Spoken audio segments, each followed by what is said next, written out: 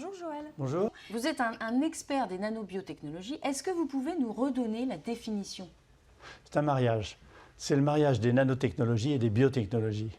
Alors les biotechnologies, c'est l'utilisation de procédés, de produits et de méthodes pour, à partir du vivant, fabriquer des produits dont on a besoin, comme des médicaments, des biomatériaux, même de l'énergie.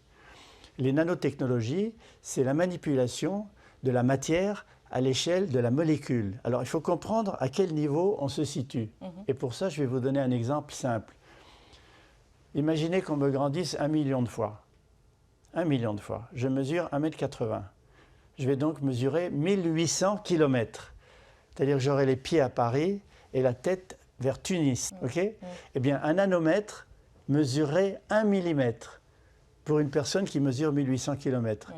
Et un virus qui fait 100 nanomètres, il mesurerait 10 cm pour une personne qui mesure 1800 km. Donc vous voyez à quelle échelle ça se passe. Donc c'est une échelle extrêmement importante pour le futur de la médecine, pour le futur de l'énergie, pour le futur des biomatériaux. On va le voir ensemble après justement. Alors, quelles sont les applications, si on doit être un peu concret, de ces nanobiotechnologies? Alors il y a des applications dans le domaine général, je viens d'en citer quelques-unes. En médecine, bien entendu, je vous donnerai des exemples. Dans le domaine des biomatériaux compatibles avec le corps, notamment pour fabriquer de la peau artificielle, pour fabriquer des produits qui s'interfacent avec la peau, des capteurs.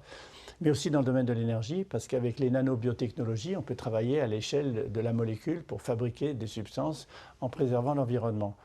Alors les applications les plus intéressantes, c'est les applications dans le domaine de la médecine moléculaire. C'est-à-dire qu'il faut comprendre que les molécules se reconnaissent les unes aux autres. Les protéines se reconnaissent entre elles, l'ADN reconnaît des protéines, les ARN reconnaissent des protéines. Un peu comme du velcro, s'accrochent entre eux. Donc on utilise ça pour fabriquer des missiles, des têtes chercheuses, qui contiennent des médicaments, et qui vont aller vers l'endroit où on veut délivrer ce médicament, l'administrer, et qui libère le médicament. Donc on est en train de travailler, et déjà c'est en cours dans le domaine médical, des nanocapsules, donc fondées sur les nanobiotechnologies, qui peuvent libérer les produits qu'ils contiennent grâce à des UV ou à des lasers. Voilà un exemple. C'est pas le futur, ça c'est présent. Ah, ça c'est présent, c'est déjà fait. Ça s'appelle l'adressage moléculaire. Il y a un spécialiste mondial de ça, je cite quand même son nom, qui s'appelle Chad Mirkin, qui est un des spécialistes mondiaux de l'adressage moléculaire. Par exemple, il utilise des particules d'or, qui sont non toxiques, sur lesquelles on accroche des petites molécules d'ARN. Et on sait que l'ARN modifie le métabolisme, mais aussi l'expression génétique, dans ce qu'on appelle aujourd'hui l'épigénétique. Donc Chad Mirkin fait ça, l'adressage moléculaire. C'est typiquement des nanobiotechnologies. Est-ce qu'il y a une autre application qui vous vient à l'esprit? Alors d'autres applications qui viennent à l'esprit, c'est par exemple l'utilisation de ces nanobiotechnologies pour fabriquer non seulement des missiles à tête chercheuse, mais des véhicules pour transporter des médicaments. Et ce n'est pas seulement des nanocapsules, ce sont carrément des molécules, certaines d'entre elles s'appellent le fullerène, des nanotubes de carbone, on en a beaucoup parlé, des nanotubes de carbone qui construisent une sorte de ballon de football miniature à l'échelle dont j'ai parlé tout à l'heure, qui peut contenir des médicaments, lesquels, attachés à des anticorps monoclonaux, qui sont les têtes chercheuses dont je parlais, va pouvoir délivrer en masse des médicaments à l'endroit souhaité. Bon, la science, concrètement, elle attend, j'imagine. On peut attendre énormément de choses, des technologies que vous évoquez à l'instant. Mais ça progresse tellement rapidement qu'il y a même des start-up qui se sont créées dans le domaine des nanobiotechnologies. Je veux vous en citer une, qui est une start-up française dont on parle beaucoup, parce que c'est tellement génial leur invention. Ils fabriquent des nanocristaux, donc dans le domaine dans lequel j'ai parlé, à l'échelle dont j'ai parlé. Et ces nanocristaux sont capables de concentrer les rayons dans la radiothérapie. Donc l'objectif de Nanobiotics, c'est son produit qui s'appelle Nano X-Ray, c'est d'injecter directement ces nanocristaux dans la tumeur, ensuite de pratiquer la radiothérapie qui va se concentrer que sur la tumeur et pas détruire les cellules autour. Donc c'est beaucoup plus efficace et ça a moins d'effets secondaires.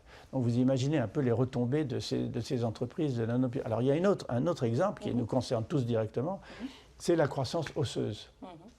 S'il y a une fracture osseuse, du bras, de la jambe ou même parfois des vertèbres, laisser repousser avec un plâtre, bien sûr, immobiliser, c'est possible parce que ce qu'on appelle, c'est le nom des cellules, les ostéoblastes ou les ostéocytes, ces cellules vont se reformer les unes avec les autres. Mais les nanobiotechnologies permettent d'introduire dans les protéines des cellules en formation des nanostructures qui vont catalyser la formation beaucoup plus vite.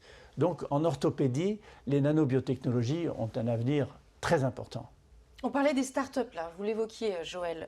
Si on le met au regard de l'industrie, hein, de quelque chose à l'échelle vraiment, je dirais, plus globale, plus importante, comment est-ce qu'on peut envisager justement cette nouvelle médecine du futur qui intégrerait les nanobiotechnologies? Alors, il y a beaucoup de critiques. Parce que là, je ne parle pas des nanotechnologies qui sont souvent critiquées, notamment les produits qu'on rajoute dans des produits cosmétiques, des produits de bronzage qui sont les produits blancs, les fameuses poudres blanches venant des nanotechnologies. Donc je ne veux pas rentrer là-dedans, il y a une discussion, il y a un débat.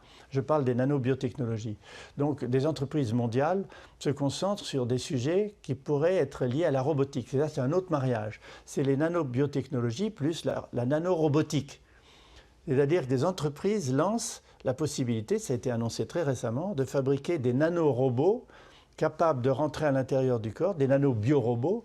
Si j'ajoute le bio, c'est qu'ils sont compatibles avec les cellules humaines. Ils ne sont pas complètement métalliques ou complètement... C'est un corps étranger qui est accepté facilement. Finalement. Voilà, ils sont acceptés plus facilement, donc ils se promènent à l'intérieur des vaisseaux. Comment ils se promènent? Il y a des moteurs, on a inventé des tas de moteurs, comme les flagelles qui font marcher les bactéries. Par exemple, il y a une protéine que j'aime beaucoup qui s'appelle la kinésine. Si on google la kinésine, il y a une image de YouTube extraordinaire. C'est une protéine qui marche. Et donc, si on lui attache quelque chose, elle le traîne, comme un tracteur. Donc, avec ces différents éléments, les nanorobots peuvent se balader à l'intérieur du corps, les nanobiorobots, et par exemple, déboucher des artères. Comme on creuse un tunnel, déboucher les artères. Un enjeu énorme au regard de maladies cardiovasculaires. C'est énorme. Et surtout, créer un filtre derrière qui fait que ce que l'on a enlevé ne va pas aller donner des AVC en se baladant à l'intérieur du vaisseau sanguin. On le bloque, on le piège. Donc, c'est un nanorobot à la fois qui débloque et qui piège les produits qu'il a débloqués. On vous sent passionné pour tout ça et on comprend pourquoi, parce que les possibilités, elles sont gigantesques et l'espoir aussi est grand. L'espoir est très grand, mais il faut être en même temps prudent. C'est pourquoi il faut toujours réfléchir à l'impact sur l'humain. C'est-à-dire, on parle de l'homme augmenté, on parle de la biologie de synthèse, on parle de l'épigénétique. Ce sont des domaines qui se sont développés d'une manière extraordinaire ces dernières années, mais il doit y avoir une réflexion éthique attachée à tout ça.